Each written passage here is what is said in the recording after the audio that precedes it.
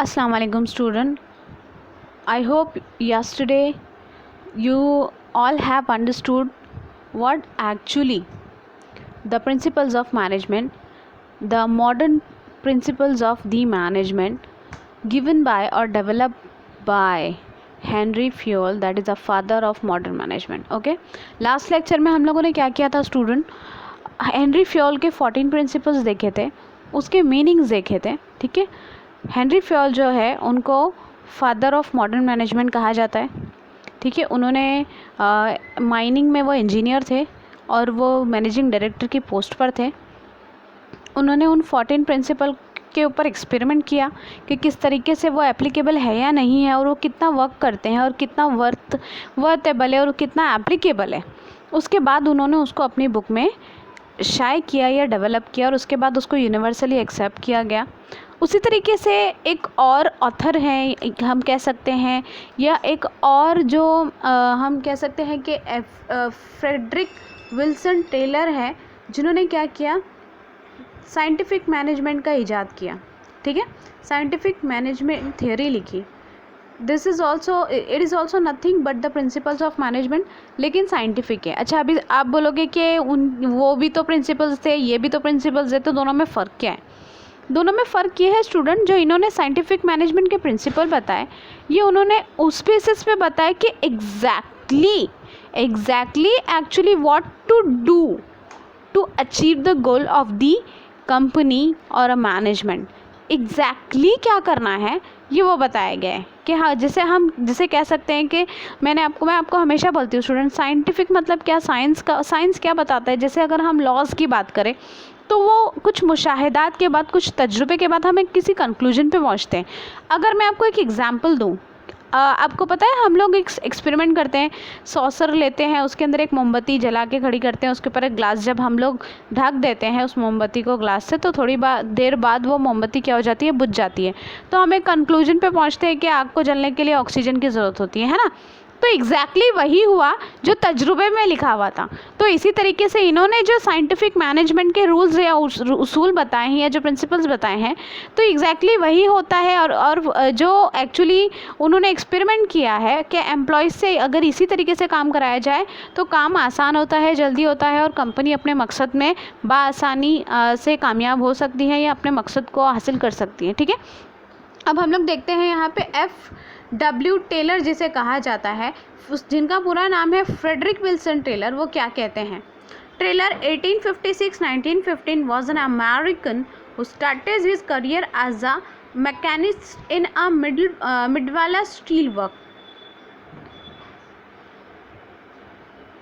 Philadelphia, and gradually through his hard work and progress rose to the position of the chief engineer.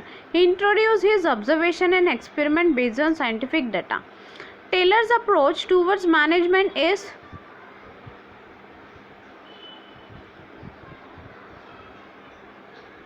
termed as scientific management. For this contribution in development of management thoughts, he knows as the father of scientific management.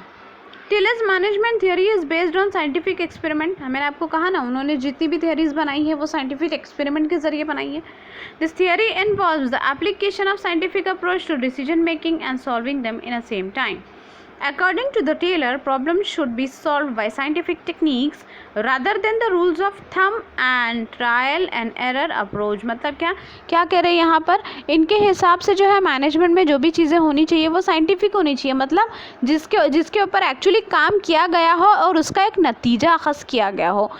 कोई भी trial और error, या मतलब चलो ठीक है try करेंगे, गलती हुई तो देख लेंगे, इस तरीके के काम कंपनी में नहीं होने चाहिए. इससे क्या होता है, प्रॉब्लम्स कम क्रिएट होती है, या अगर कोई प्रॉब्लम है तो उसको सॉल्व करना क्या हो जाता है, आसान हो जाता है. अच्छा, अब यहाँ पर डेफिनेशन क्या दिया हुआ है, definition of scientific management by Frederick Taylor.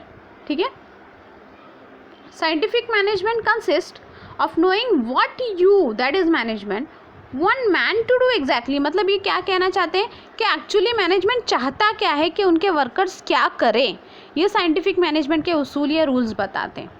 And seeing it that they do it in the best and the cheapest manner. Best and the cheapest manner मतलब क्या, यहाँ पे चीपेस्ट मतलब क्या, पैसा नहीं देना पड़ रहा है student.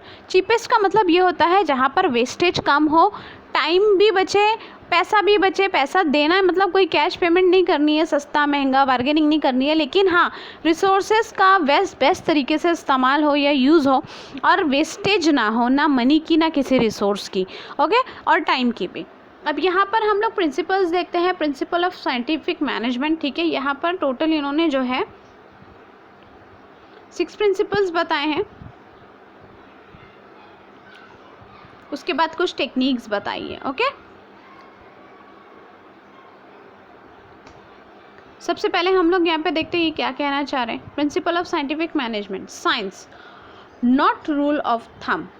In order to increase organization efficiency, the rule of thumb method should be substituted with a method developed through scientific analysis of work. Rule of thumb decisions are based on personal judgment of the manner.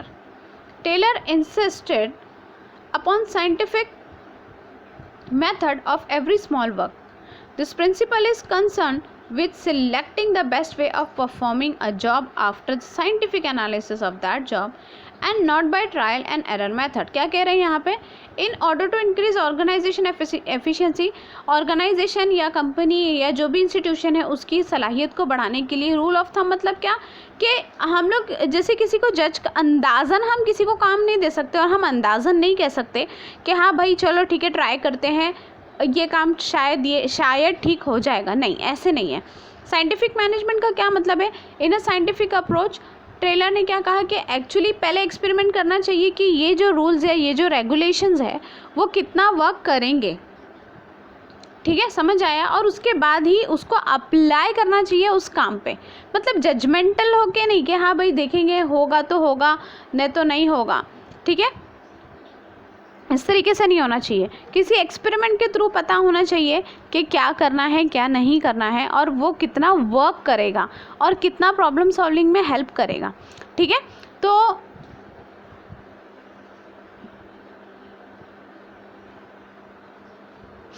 ठीक है, तो यहाँ पर जो trailer है वो यही बताने की कोशिश कर रहे हैं, ओके। देन